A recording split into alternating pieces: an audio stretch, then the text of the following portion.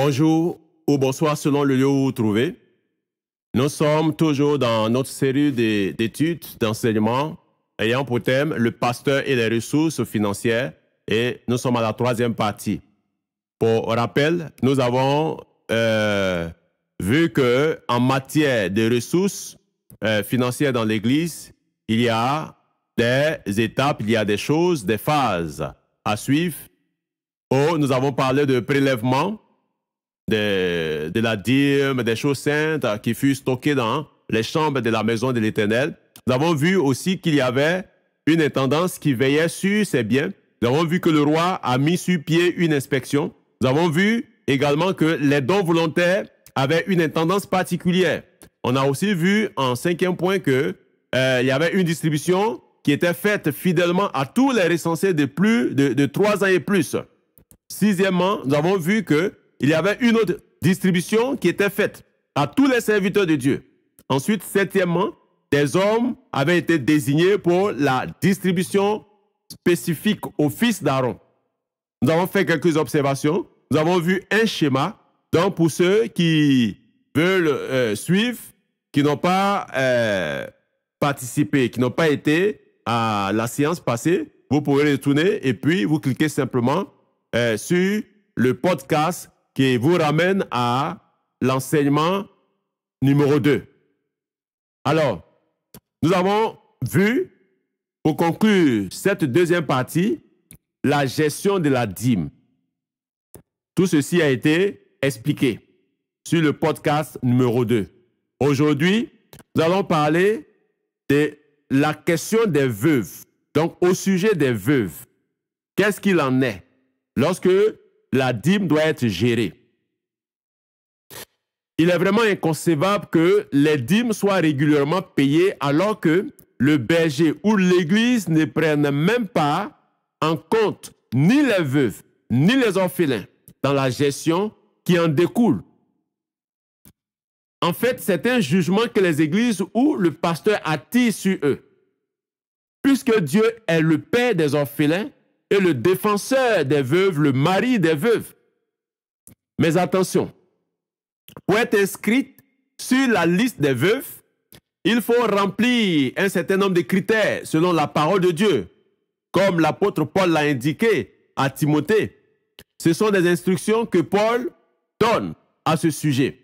Quand on lit 1 Timothée, le chapitre 5, à partir du verset 3 au verset 13, voici ce que nous retenons en ce qui concerne des critères qui peuvent être établis, que l'Église doit respecter pour pouvoir faire une distribution des ressources de l'Église envers les veuves et les orphelins. Il est dit que pour être sur la liste des veuves, il faut être demeuré dans l'isolement et avoir mis son espérance en Dieu. Donc, tu as demeuré dans l'isolement. Une femme, une sœur qui a perdu son mari. Deuxièmement, ne pas vivre dans les plaisirs et les voluptés. Donc, il y a une question morale. Une veuve vraie ne doit pas vivre dans les plaisirs et les voluptés. Troisième critère, avoir plus de 60 ans. Ça veut dire que une sœur qui est en dessous de 60 ans, par exemple 50 ans ou 40 ans, qui a perdu son mari, ne devait pas être sur la liste. Effectivement, ici, je me réfère à la pensée paulinienne. C'est un critère que Paul, à son époque, a donné pour une question d'organisation dans la distribution des choses. Il a effectivement justifié pourquoi il faut que la personne considérée comme veuve puisse avoir 60 ans. Avoir été la femme d'un seul homme. Là aussi, ce n'est pas respecté, ce n'est pas pris en compte.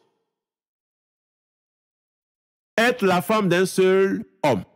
Avoir été plutôt la femme d'un seul homme. Ça veut dire que c'est à l'issue de ton premier mariage. Si tu n'étais plus remarié, tu es considéré comme une veuve si tu as les critères qui ont été cités de façon préalable.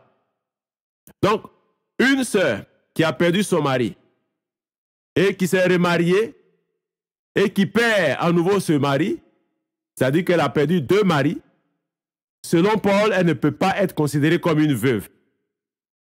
Et là, ces raisons qui sont dans le texte que nous avons communiqué, 1 Timothée, le chapitre 5, du verset 3 au verset 13.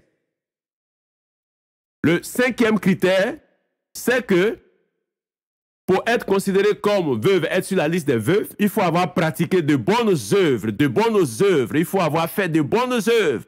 C'est-à-dire que tu as perdu ton mari ou bien que tu n'avais pas encore perdu ton mari, tu as pratiqué des bonnes œuvres. Quand ton mari est décédé, tu as pratiqué de bonnes œuvres, tu es sur la liste. En fait, l'essentiel ici, c'est de les identifier. C'est ça qui est important. C'est de les identifier et de prendre soin d'elles. Car la vraie religion consiste à visiter les veuves et les orphelins. Selon Jacques, le chapitre 1, le verset 27. Mais comment une église, comme un pasteur, peut-il visiter les veuves et les orphelins et prendre soin d'eux ou d'elles si on ne se rend pas compte de leur présence, alors qu'on cherche des veuves à l'extérieur de l'église? Il est vrai que pour les fidèles, les besoins du pasteur doivent être au centre des intérêts et préoccupations de l'église. Mais il n'en demeure pas moins vrai que les besoins des fidèles restent le centre d'intérêt et la préoccupation majeure du pasteur, à vrai dire. Pour le berger fidèle, bien sûr. Selon que le Seigneur dit, « Paie mes brebis. Paie mes brebis. Paie mes brebis. » Est-ce que nous sommes des bergers? Nous sommes des pasteurs qui paissons les brebis du Seigneur en tenant compte de ces réalités et de ces priorités qui sont très essentielles. Pour aujourd'hui, encore, nous allons arrêter ici et nous allons continuer pour la prochaine fois pour entamer l'étude 4, c'est-à-dire la 4e partie de notre étude intitulée « Le pasteur et les ressources financières ». Mais en attendant, vous pouvez vous abonner à notre chaîne ou cliquer sur la cloche de notification pour ne pas rater toutes nos vidéos ou nos podcasts, nos enseignements. Vous pouvez également partager pour que d'autres leaders, d'autres pasteurs puissent bénéficier de ces informations afin de rectifier le tir. Que le Seigneur vous bénisse et à la prochaine.